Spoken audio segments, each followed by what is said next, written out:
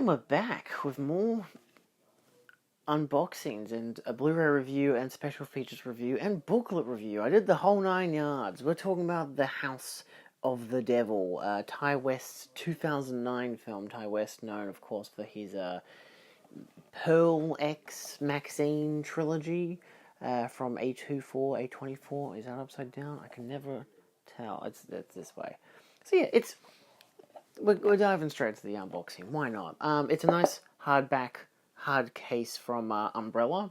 Really nice artwork, just in general. Like I like it. There's a lot of subtleties to it. You know, like the clawing hands, which you can you can see them there. The clawing hands and stuff like that. The house on the hill, the crescent moon, and all those details. I do like the shadowy details that they use to emphasize Sam, the protagonist of the film. Really nice. This did actually come out like a month or two ago, but I had pre-ordered it with Eyes Without a Face, and, you know, because of course I pre-ordered the two together, they shipped together in December appropriately.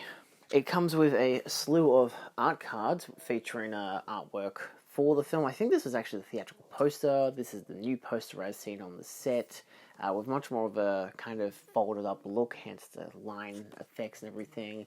You get some screenshots from the movie, Greta Gerwig of course. This is Miss Ulman from the film. You get Michael, I was about to say Michael Noonan, that's his name, right? Holy shit. Is it Michael? Why? Suddenly I just realized I don't know if that's actually his name. Tom Noonan and Mary Warrenov as well. There you go, Tom Noonan. I don't know where I got Michael from. That's Sam silhouetted there. Sam again. This is an interesting image because it looks really low quality. I think they've just zoomed in on an image from the actual film, which is bizarre because it is a 16mm short film, and you get more alternate posters, and then you get the backing, which does emphasize all the details, including a limited edition booklet. This is obviously the whole limited edition set. 48-page booklet behind the scenes experiences and art, classic poster, artwork, rigid case, and all the extra bollocks and whatever. So, you know, you get your special features. It's Region B, probably not locked. You know what Umbrella's like. Sometimes they do Region B locked, sometimes they don't. But for legal reasons, I have to say it's Region B. It's 95 minutes long. It is in 177:1, 5.1 DTS master audio and 2.0 as well. I listened to 5.1. It was pretty good for a surround sound. There's not too many uses of the surround sound outside of the minor score that goes through some occasional creaking and sound effects. It's a lot more subtle on its usage of surround sound, but it is still effective when it's utilized. I shouldn't be saying that now because we're not talking about the audio yet, so let's dive into there's also a bunch of special features, but we'll dive into that later. More packaging. We do have the booklet, which is, let's be honest, the reason I got the set. I was going to get the standard version, but one of the people who worked on this, friend of the channel, if you've seen my Eyes Without a Face review, you know who it is. The first page you get Tell the Truth and Shame the Devil, which is by Gavin Baddeley, which I didn't go through, but it does talk about Ty West's filmography, which is probably a good, you know, if you're interested in West as a filmmaker, it goes into him and his inspirations. Nice cacophony. There's a lot of crackling from this book because I haven't opened some of these pages yet. You know, telling you of inspirations and stuff like that, which is cool. Skip to the next one. You know, again, more telling you modern adaptations and stuff. You know, get some more artwork for the film. Rosemary's Babysitter, Ty West horror at an hourly rate by Nadine Whitney. This is the reason I bought the set because, you know, Nadine's a friend and I wanted to, you know, support her work. And I read through the whole thing, which makes it sound like I haven't read through others. I have actually. But it's like, I didn't really know what I was to expect because even she was semi-critical of how little she could talk about when it came to the film itself. You know, you are designed to talk about, oh, you can talk about this thing, you can talk about that thing, because there are 4 different authors in this book, which is really interesting of its own. And she does an interesting analysis of the babysitter genre and basically like what influenced Ty West to write the character of Sam and all the other side characters as well. You know, comparing it strongly to Rosemary's Baby and the likes of, you know, When a Stranger Calls and Scream and Halloween. Which is really cool, you know, it's got a good variety of things. I love her final line saying, "Don't tell mum the babysitter is the harbinger of doom." Just a great little end line, and I'm like, that's a great line. I also read this one, which was George Millet's Le Manoir du Diable, which is from 1896. It's it's a short film featured on the set, which is technically called The House of the Devil. At least it is on this release, but you go on Letterboxd, it has a different name. It's called The Dark Castle, or The Devil's Castle, or even The Manor of the Devil. The Dark Castle in particular isn't actually referenced in this essay, but it is what it is on Letterboxd, which is strange because that was... Oh, it's the Haunted Castle. Sorry, that is referenced here. But yeah, Devil's Castle, Haunted Castle, House of the Devil. It's a 3-minute long short film known as one of the first, if not the first, horror film. Has like vampires, skeletons, Draculas, all kinds of shit. Devils, you know, a bat turns into the devil. Maybe it's a vampire, who knows? It's relatively comedic, but also has enough like horror imagery and stuff. But this nicely breaks down just an understanding of what is the context for the short film. And then your final essay is... who wrote that? Did I say who wrote that? Jack Sargent wrote that. Then you get Everything Old is New Again, Ty West, The House of the Devil, and Vintage Horror by Travis Johnson. Again, breaking down essences of Ty West's work and his ongoing slew of, hey, I like this horror film, let me just kind of make it again. Anyway... Then you get to the standard part of the set, despite the poster that is inside. You get a slip with, again, more artwork, also featured as a separate art card, and a nice glossy silhouette shot, as well as the title on the top there, which I think you can see, as it says there, talk on the phone, finish your homework, watch TV, die. Sounds a lot more impressive than the actual film is. I wasn't a big fan of the film. You know, you get your artwork on the inside there, all the same details on the back, and it has reversible artwork, but it just removes the MA sticker, and you do get a poster, which I haven't actually opened yet, which I imagine is double-sided with new artwork and the original artwork. So a lot of the same artwork copy-pasted throughout the set. So what do I think about the video and audio? Video-wise, it looks really good. It is a 16mm short film. It works for the style that the film is going for. I think if it didn't have the 16mm effect, it kind of would really, really lose a lot of traction.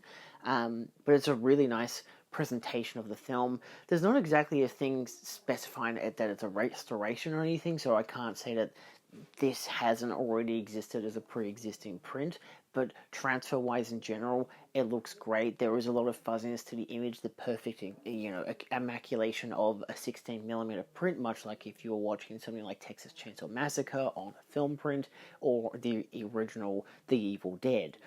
So visual-wise, it looks great. Like, again, it's still got that 16mm feel, but that is what works for its style, and there's a lot of low-lit shots and stuff like that, but nothing that seems egregious, nothing like modern horror where you just can't see shit because they don't have a gaffer. Like, clearly they knew they were shooting for film and they applied to that measure, and Ty West seems very caught on authenticity for that purpose, and I do respect him for that. I don't mind him as a filmmaker, but my god, some of his films can be a real chore. This was kind of one of them. Audio-wise, like I mentioned, I listened to the 5.1, and it sounded great. It's a really good, solid 5.1 track. To have the 2.0 was good as well, but I feel like if they wanted to go for, again, authenticity, they would have gone through probably a different kind of 2.0, something that was more, I don't know, maybe a 1.0 track, something that really reflected the actual time period of the 80s. You know, but they didn't do that, so I didn't listen to the 2.0 mix. I'm like, the 5.1 was fine. In terms of special features, you do get two commentaries. You get audio commentary by Ty West, Larry Fessenden, Peter Fox, and Graham Resnick, as well as another audio commentary with Ty West and Jocelin Donahue, who I believe is the lead actress. Yeah, she's Sam, or Samantha. You do get a video essay by writer and critic Heather Drain, which was 25 minutes long. I gotta be honest, I wasn't really a fan of its style. She sits there and just talks about stuff, and there's nothing interesting visually to grab you. It's in an interesting aspect ratio. It has black bars on the sides. So it's like it's shot in a strange aspect ratio, but I don't know. It felt like how I make my videos, where I don't have much inserts in terms of the videos. I was just like, this just feels like a YouTube video. It just didn't have a great vibe to it. It was also very much whether she wrote a script or not, which she clearly did, it was just riffing on that. There's a lot of parts where she's talking about certain musicians and bands and stuff, and she's like saying like, "Oh, if you know, you know." Like I'm like, I'm not. What if I don't know? You're meant to educate me on this kind of stuff. So I kind of turned it off after about 5 minutes because I'm like, yeah, I'm not getting much out of it. Actually, did I get 9 minutes in? I was running my review at the same time, but I was just like, I just was not digging it. I'm like, not my cup of tea, but I don't know. Maybe it's worth listening to some degree, but again, I don't even know what the hell she was talking about for most of it because I'm just like, what are you getting at? What's your point here? You know, it's a video essay. Do something. It's kind of like this film in a way. Anyway, we also have In the House of the Devil featurette, which I think was 13 minutes long, which is clearly shot and edited by Ty West, or at least edited by him, because it's got a chaotic feel to it, but it's basically just a whole making of featurette of just behind the scenes stuff while they were making it. Nothing talking to the camera or anything, but just that kind of, look, they had an extra camera filming a bunch of shit. But of course, they also have Behind the House of the Devil, which is a 4.5 minute long behind the scenes thing. Again, that's got the actual interviews of the director and some of the cast members, as well as showing some clips that are behind the scenes and from the actual film itself, which was interesting enough as it is. It's a good way of understanding what Ty was going for his mindset. There is, within these two videos, there is a whole sequence where they're doing the satanic sequence, and he's telling the lead actress how he's like, oh, we're going to film it like this, it's going to be edited like, because he writes, directs, edits his own fucking movies. He knows what he wants when he's writing it. So he's saying, oh, we're not going to do a master shot of this, we're just going to do like 40-second snippets because it's going to be like really chaotic and disjointed. So like he knows exactly what he's doing when he's doing it. So I appreciate that, at least, and seeing how he's telling that to his actor. Like, you don't have to stress about having to do all this stuff in one whole take, and then we got to do separate takes. We're just going to do it like part by part.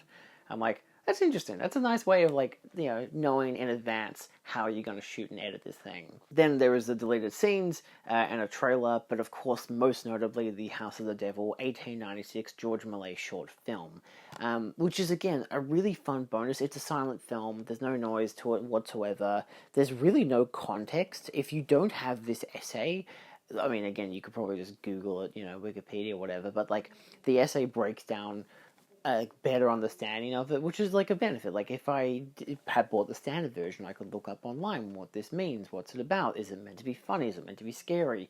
I thought it was funny. I think it's meant to be funny. I mean, when you have a chair that keeps teleporting across the room, because George Millay loves doing his jump cuts, he gets to the stage where he goes over to the chair, and suddenly a skeleton just pops up. It's just sitting there on the chair, and he's like, ah, and I'm like, huh, that's actually really funny. Just a skeleton pops up for no reason.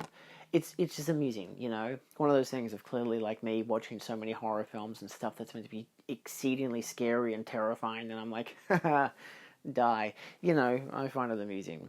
Nevertheless, what do I think about the actual film? Because the set itself is really nice. If you're a Ty West fan, if you like to collect this kind of stuff, this is definitely the way to go. The essays break down his filmography and the understanding of this film to a good degree. Again, the video and audio, great. My opinion on the film, I wasn't very hot and ho-hum about it. I went in with this expectation as, like, I'd heard from some friends that it can be great if you're in the best mindset for it, but also it ain't great for the love of people. I have two friends who had seen it, I think at the Astor a couple of years back, and they said that it was really boring. They said the best part was when Greta Gerwig's character dies, and to be fair, they were right. It's the best part of the film, and it happens about halfway in. And she's pretty fun in the film to begin with. And to be fair, it does have a good cast and everything. They don't always feel the most utilized, but, you know, they still have good presence. Like, again, the lead actress is really solid throughout the whole thing. Tom Noonan's great. Some of the other actors I've seen from a lot of other films, Dee Wallace shows up one of the guys I know from like Your Next and a bunch of Adam Wingard films. So I'm like, oh hey, that's that guy. So there's a lot of faces that I'm very aware of. People who love horror history will know Dee Wallace and Tom Noonan and a couple of other cast members. So there's definitely that thing of like you have that modern trope of actors and cast as well. Again, Greta Gerwig and legacy cast, people who have been around in the industry for decades. So that's an interesting thing. Again, it's nice that West was able to get these kind of people on this kind of film, which heavily homages satanic panic films of the 70s and 80s. For me in particular, more of the 70s films in terms of narrative and style, but of course it is set in the early 80s. It is homaging that kind of stuff that is more 80s focused, something like Halloween 2 realistically. But for me, realistically, it's Texas Chainsaw and the Brotherhood of Satan from 1971. That was going through my head the whole entire time. I'm like, this film is just Brotherhood of Satan, but less dream sequency and more 80s babysitter stuff. Which I don't like. I gave them the same rating. I gave it 2.5 stars. I wasn't big on the film. It was really boring. The whole first hour just feels basically pointless. Like outside of again Gerwig's death and Tom Noonan showing up, it just doesn't seem interesting at all. And I'm like, there's an element to it where some people I follow who loved the film praise it for how just slow and creepy it is. I'm like, that's good. If it works for you, it works for you. But sometimes it doesn't. In this case for me, it wasn't working for me. It wasn't clicking for me. And it's fine. Like, I was like, yeah, this just isn't my bee's knees. Like, I'm 15 minutes in and I'm bored. I'm half an hour in and, oh, look, there's Tom Noonan. Look, I'm still bored though. But by the hour mark when things picked up, probably the last 20 minutes was quite fun. But again, I knew exactly what was going to happen because I'm like, it's pretty obvious what the fuck's going to happen. I've seen these styles of films before, and realistically, if I want to see this style of film, I watch that exact film. I don't watch the homage, I watch what it inspired it, If I wanted to watch these films, I'd go to the 70s and 80s satanic panic films. I wouldn't watch a fucking Ty West movie to see satanic panic stuff. This is exactly why I didn't like Maxine. I don't want to watch a Ty West satanic panic movie. He's done it twice now, and both of them sucked. So, they always have their audiences, but look, I'm still the one at the end of the day coughing up a pretty penny to buy this set, which again, I still think is a great set from Umbrella. But it is up to you in the end. So let me know down below if you like this film, if you bought the set, what you think. And outside of that, that's all. Thanks for watching. See you guys next time, and bye. Enjoy being creeped out by creaky noises and hair in the sink. It's a very masculine thing, hair in the sink. Maybe that's not creepy. Maybe that's why I wasn't creeped out by it. It's so natural.